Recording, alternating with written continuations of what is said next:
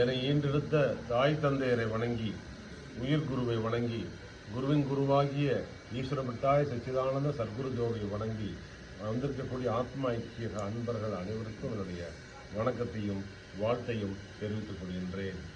மாமகரிஷி ஈஸ்வரபட்டாய சச்சிதானந்த சத்குரு தேவர் அவர்களுடைய வழிநடத்தலின் பேரிலே, அவர்களுடைய ஆசையின் பேரிலே இந்த ஆசிரமம் சத்தியத்தின் சக்தி நிலை என்ற பெயர் கொண்டு வழங்கி வருகின்றது.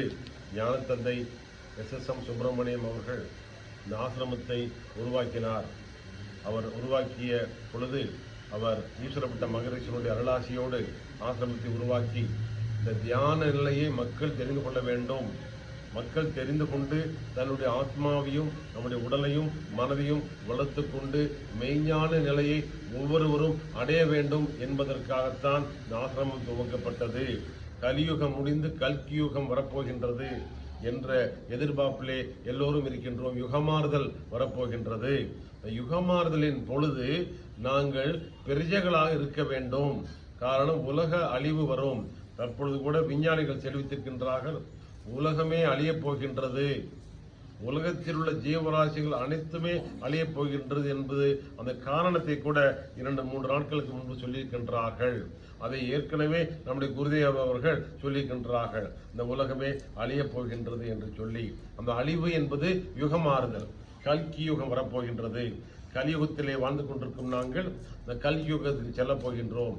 அது யார் யார் செல்வார்கள் என்று சொன்னால், ஆத்மாவை பலப்படுத்தியவர்கள், சுத்தகாந்த ஆன்மாவாக கொண்டவர்கள் மட்டும்தான் செல்ல முடியும், எல்லோராலும் செல்ல முடியாது.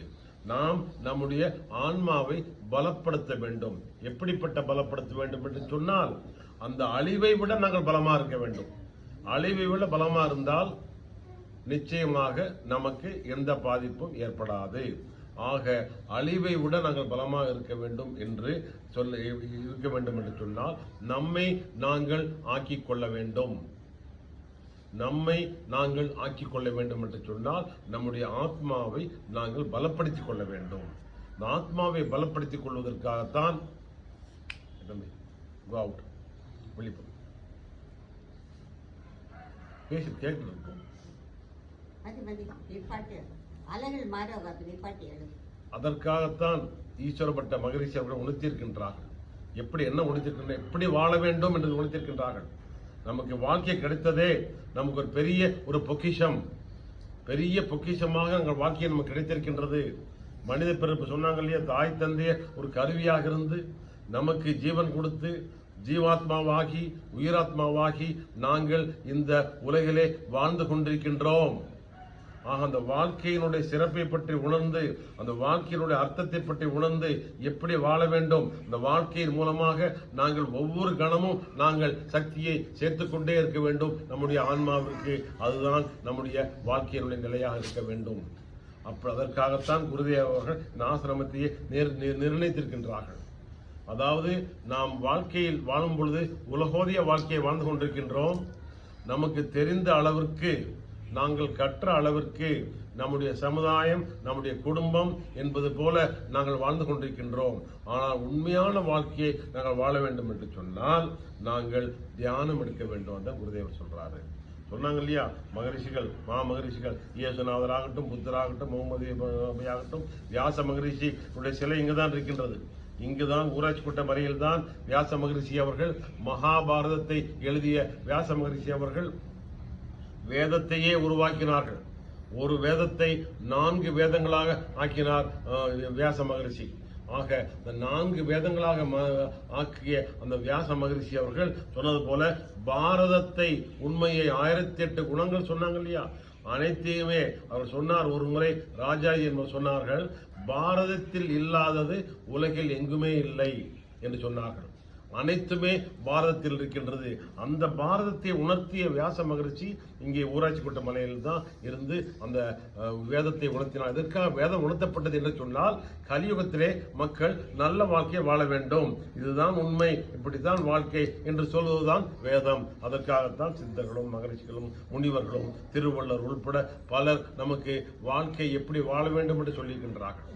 நமக்கு எளிமையான முறை என்று சொன்னாங்க இல்லையா, ராமர் எவ்வளவு கஷ்டப்பட்டார், எவ்வளவு தண்டனை பெற்றார், அதிலிருந்து மீண்டு சக்தி பெற்றார் சொன்னாங்க இல்லையா?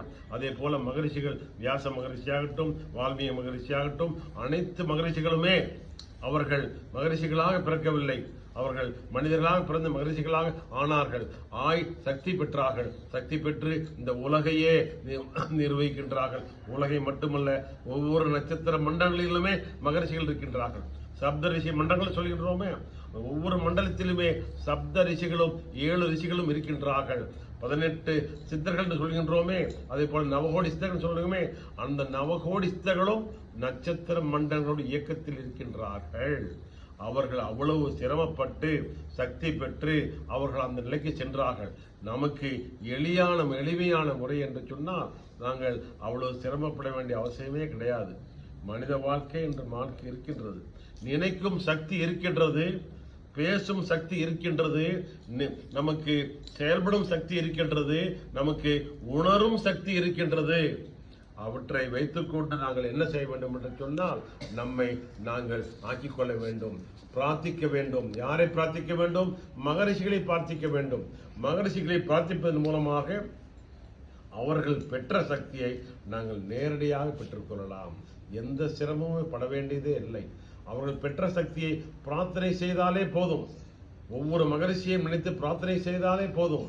நாங்கள் பிரார்த்தனை செய்தால் அவர்கள் பெற்ற சக்தியை நமக்கு தானாகவே அந்த உயிரணுக்களாக தருவார்கள். உயிரணுக்களாக நாங்கள் பிரார்த்தனை செய்யும் பொழுது அவரை சென்று அடைந்து அது மீண்டும் ஆசீர்வாத அணுக்களாக நம்மை வந்து சேர்ந்து நம்முடைய உடலிலும் மனதிலும் ஆன்மாவிலும் பதிவாகின்றது. அதை நாங்கள் அந்த உண்மையை உணர்ந்து கொண்டு இதுதான் வாழ்க்கை, இப்படித்தான் வாழ வேண்டும், வாழ்க்கைக்கு பிறகு என்னவாக இருக்கின்றது, அடுத்த யுகத்திற்கு நாங்கள் இப்பொழுது பல அழிவுகள் வந்திருக்கின்றது, நாங்கள் பார்க்கின்றோம். பல அழிவுகள் வந்திருக்கின்றது. அந்த அழிவுகள் மூலமாக பல பேர் இருந்திருக்கின்றார்கள். ஆக விஞ்ஞானிகள் சொல்வது போல முழு அழிவும் வரக்கூடிய தருணம் இருக்கின்றது. எந்த அழிவு வந்தாலும் சரி, நாங்கள் ஆத்மாவை பலப்படுத்திக் கொண்டால் எந்த அழிவும் நம்மை தாக்காததுதான் ஈஸ்வரப்பட்ட மகரிஷி அவர்கள் சொல்கின்றார்கள். எந்த அழிவுமே நம்மை தாக்காது, ப்ரொவைடட் நாங்கள் அந்த அழிவை விட பலசாலியாக இருக்க வேண்டும். எப்படி பலசாலியாக ஆவது? தியானம், பிரார்த்தனை. பௌர்ணமி யாகத்தில் வருகின்றோம், சமைத்துக்கள் எல்லாம் போட்டு நாங்கள் ஜோதியுடன் எரித்து அதன் மூலமாக வெளிப்படக்கூடிய சக்தியை நாங்கள் சுவாசத்தின் மூலமாக ஈர்க்கின்றோம். ஈர்ப்பதன் மூலமாக உயிரணுக்கள் நம் உள்ளே சென்று நம்முடைய ஆத்மாவிலே பதிவாகின்றது. அதுதான் பௌர்ணமி யாகத்தினுடைய உண்மை தத்துவம். அதுபோல தினமும் நாங்கள் பிரார்த்தனை செய்கின்றோம். இந்த பிரார்த்தனையோட தத்துவமே அதுதான். நாங்கள் எண்ணத்தை கொடுத்து, சுவாசத்தை கொடுத்து நாங்கள் அதன் மூலமாக சக்தியை பெறுகின்றோம். அதை ஒரு வழக்கமாக கொள்ள வேண்டும். காரணம் என்று சொன்னால், எதிர்காலத்திலே எப்படிப்பட்டவளாக இருக்க வேண்டும் என்பதை நாங்கள் உணர்ந்து கொண்டு அதன் மூலமாக ஆன்மாவை சுத்தகாந்த ஆன்மாவாக ஆக்க வேண்டும். அந்த முயற்சியை கொள்வதற்கு ஈஸ்வரப்பட்ட மகரிஷி அவர்கள் நிறைய புத்தகங்கள், சத்தியத்தின் சக்தி நிலை, மெய்ஞானம், மெய்ஞான வெளிப்பு, மெய்ஞான சுடர், ஆத்ம ஞானம் என்று சொல்லி பல உண்மைகள், உலகோதிய உண்மை மட்டுமல்ல, பேரண்டத்தின் பிரபஞ்சத்தினுடைய உண்மைகளை கொடுத்திருக்கின்றார்கள் நம்முடைய குருதேவர் அவர்கள். அந்த உண்மைகளை எல்லாம் உணர்ந்து கொண்டு ஒரு லட்சியமாக கொண்டு அனைவருமே நாங்கள் ஒவ்வொரு கணத்தையும் கூட வீணடிக்காமல் நாங்கள் நம்முடைய ஆன்மாவை, நம்முடைய உடலை, நம்முடைய மனதை உயர்த்த வேண்டும், சக்தி பெற வைக்க வேண்டும். அதுதான் லட்சியமாக இருக்க வேண்டும். நம்முடைய வாழ்க்கையினுடைய குறிக்கோளே அதுதான். ஓம் ஈஸ்வரா குருதேவா, ஓம் ஈஸ்வரா குருதேவா, ஓம் ஈஸ்வரா குருதேவா.